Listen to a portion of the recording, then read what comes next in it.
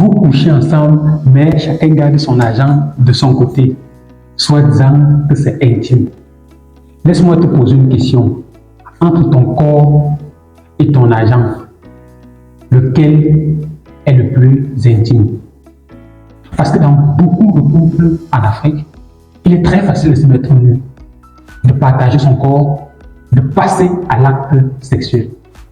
Mais lorsqu'il s'agit d'argent, de combien tu gagnes, de quelles sont tes dépenses, quelles sont tes dettes, quels sont tes investissements, là, tout devient personnel, privé, intime. Je partage avec toi dans cette vidéo un sujet tabou que beaucoup de couples traînent dans notre communauté, l'intimité financière.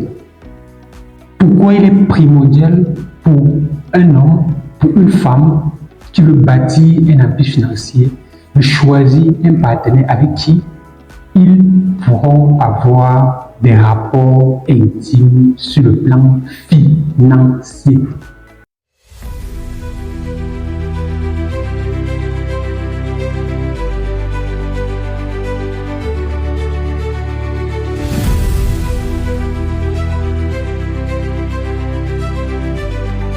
Dans la communauté africaine, parler de sexualité est parfois tabou, mais paradoxalement, on couche facilement. En revanche, parler de finances dans un couple crée des tensions, provoque des silences, déclenche des conflits, comme si l'argent était plus intime que le corps. Sois honnête, si tu veux partager ton corps, ton physique, tes émotions, mais que tu es incapable de partager tes finances, combien tu gagnes, quel est ton salaire, tu ne peux pas dire à ton partenaire, je gagne tel montant, voici mes dépenses.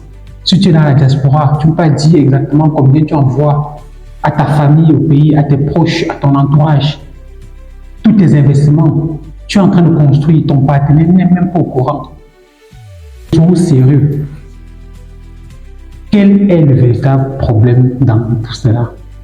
Pourquoi ce déséquilibre entre le sexe et les finances dans un couple? Tout simplement parce que l'argent va mettre en exergue tes échecs, tes peurs, ta discipline sur le plan financier. Montrer ton rapport financier, met à suffisance ton rapport avec l'argent. C'est pour ça que même lorsque vous allez pour un emprunt bancaire, on vous demande votre rapport financier pour voir vos habitudes. Ça permet de voir en profondeur quel est votre comportement. Ce n'est plus juste sur le coup de l'émotion, comme ça peut être le cas lors d'un rapport sexuel. Vous pouvez faire des rapports sexuels parce que, voilà, vous avez envie. Ce n'est pas un engagement sur le long terme. Ça ne met pas à nu votre discipline, votre manière de vivre. Pourtant, avoir votre rapport financier montre à suffisance dans quoi vous investissez. Quelle est votre source de revenus?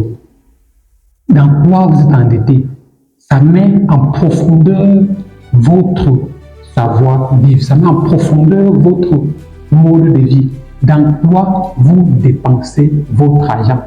Coucher avec quelqu'un ne dit pas long sur ce que la personne fait ou de ce qu'il gagne. Un rapport financier va en profondeur. C'est pour ça que c'est souvent tabou entre les couples, entre les partenaires. Et c'est un point sur lequel je souhaite que tu corriges cela dès aujourd'hui. Si tu es un partenaire ou si tu souhaites te mettre en relation avec quelqu'un, pose-toi la question, quel sera nos rapports intimes financiers? Est-ce que ça sera considéré comme personnel, privé, ou ce sera quelque chose de simplement naturel dont on pourra parler sans tabou, dont on n'aura aucun complexe à dire à son partenaire, à son conjoint, voici combien je gagne, voici mes dépenses, voici mes dettes, voici mes investissements, sans que cela ne puisse causer un problème. Si vous n'êtes pas capable d'être transparent sur vos finances, sur vos dépenses, ça veut dire qu'il y a un réel problème entre vous. Vous n'êtes pas en couple, vous êtes cohabitation, vous êtes des colocataires. Retiens ceci. Si tu n'es pas capable d'être transparent sur le plan financier avec ton partenaire, sache que vous n'êtes pas en couple, vous êtes en colocation. C'est vital si tu veux bâtir un empire financier. Cacher ce qu'on gagne, cacher ce qu'on dépense, c'est une preuve que la personne avec qui l'on est n'est pas vraiment quelqu'un avec qui on veut bâtir un empire financier sur du long terme. C'est juste quelqu'un qui nous permet de nous sentir bien, de dire que nous sommes mariés, que nous sommes en couple, mais ce n'est pas quelqu'un avec qui on veut bâtir un empire financier. Si tu ne peux pas partager toutes tes entrées avec ton conjoint, pose-toi la question suivante de façon honnête. Avec qui es-tu plus à l'aise à être nu physiquement ou à être nu financièrement? Si la réponse est avec l'un ou l'autre, sache exactement que le long terme, ça sera avec la personne dont tu es à l'aise nu financièrement. Avoir un partenaire ne nécessite pas de chercher quelqu'un de meilleur, de parfait. C'est quelqu'un avec qui tu peux être à l'aise à être nu financièrement. Donc, tu vas chercher un partenaire dont tu es à l'aise nu financièrement et non être juste à l'aise nu physiquement. Dis-moi en commentaire quel est le langage dont tu as dans ta relation.